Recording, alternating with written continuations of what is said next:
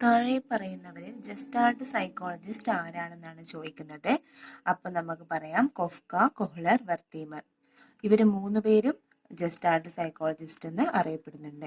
രണ്ടാമത്തെ ക്വസ്റ്റ്യൻ, കുട്ടികളുടെ പഠന വിഷമതകൾ അതായത് ലേണിംഗ് ഡിഫിക്കൽട്ടി മനസ്സിലാക്കുന്ന ഏത് ടെസ്റ്റാണ്? അച്ചീവ്മെന്റ് ടെസ്റ്റാണ്, ഓപ്ഷൻ എ.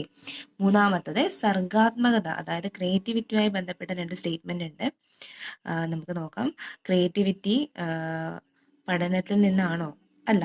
അതുപോലെ തന്നെ ബുദ്ധിയുമായിട്ട് ഇന്റലിജൻസുമായിട്ട് നേരിട്ട് ബന്ധമുണ്ടോ? ഇല്ല. അപ്പം നമുക്ക് എന്ത് പറയാം? ഓപ്ഷൻ ഡി ആണ്. രണ്ടും തെറ്റാണെന്നുള്ള നിഗമനത്തിൽ എത്തിച്ചേരാം.